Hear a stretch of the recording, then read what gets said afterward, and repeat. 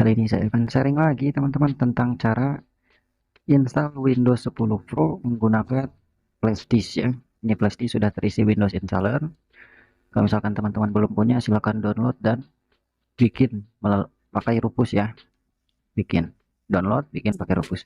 Oke, yang pertama silahkan teman-teman colokkan eh, chargernya terlebih dahulu agar tidak kehabisan baterai waktu proses installnya. Seperti itu. Nah, kita colokkan dulu flashdisk yang sudah ada Windowsnya.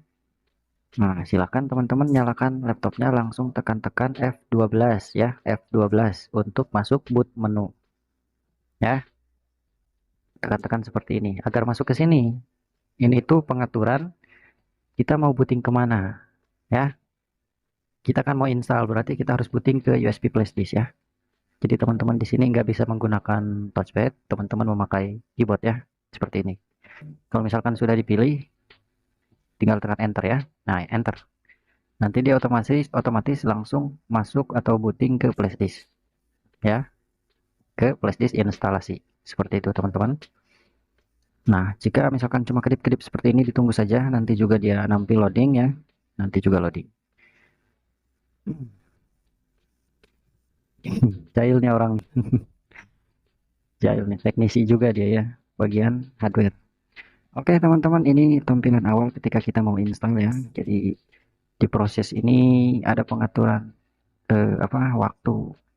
Kalau di sini sih nggak perlu diatur juga, nggak apa-apa. Nanti saja bisa ya. Tinggal di next saja teman-teman. Lalu teman-teman pilih install now ya.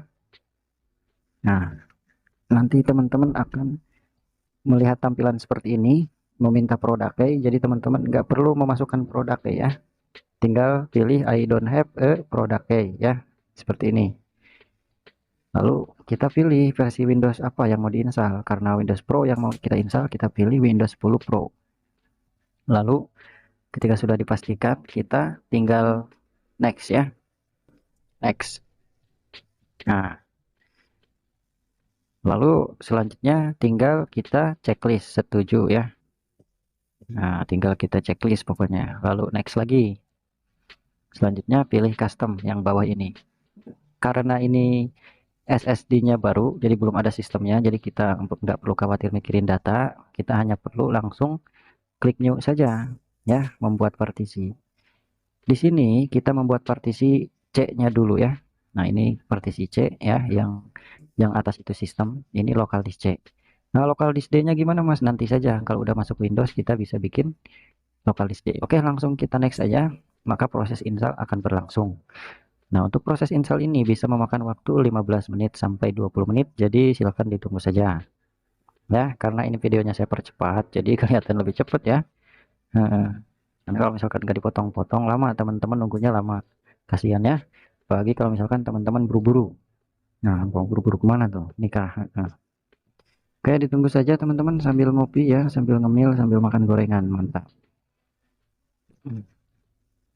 Sebenarnya proses install itu sama saja lah, proses install versi Windows apapun sama. Hanya biasanya yang membingungkan itu bagian partisi. Bingung. Untungnya ini SSD-nya baru, jadi kita nggak mikirin data. Tentunya kan SSD baru kan belum ada datanya gitu kan. Kecuali kita install di harddisk yang udah kepake, lemot gitu, terus kita install ulang. Nah itu kan ada datanya. Itu kita harus nyelamatin datanya dulu, jangan salah format gitu. Berhubung ini mah SSD baru ya jadi enak lah. Langsung kita install. Nah oke teman-teman, nanti ini si laptopnya akan restart ya. Akan seperti ini. Ditunggu saja, nanti juga dia akan restart sendiri ya. Nanti ketika layarnya hitam, ketika restart seperti ini, teman-teman langsung tekan-tekan F12 lagi seperti tadi ya.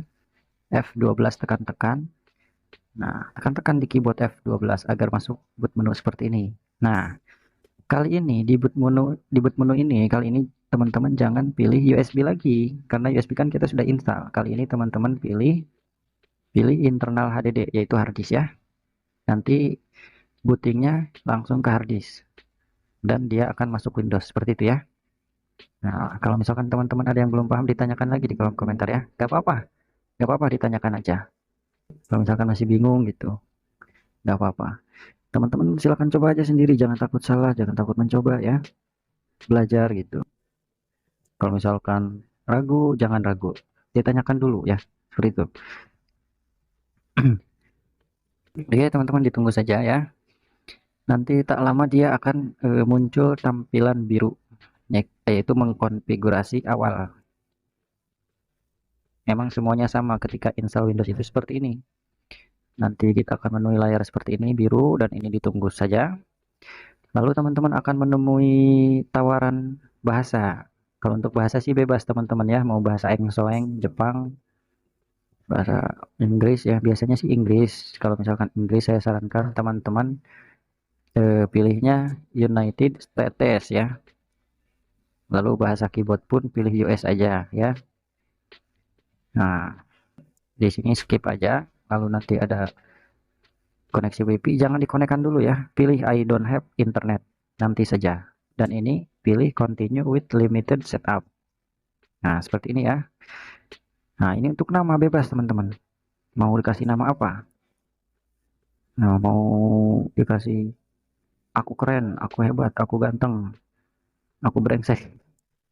Terserah ini Maya, namanya terserah aja. Teman-teman mau apa? Berhubung ini laptop orang, jadi saya kasih nama user.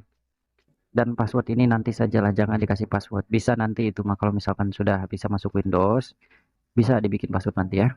Oke, ini Cortana, pilih not now. Nah, nanti dia akan loading seperti ini, dan ini normal, semuanya emang seperti ini.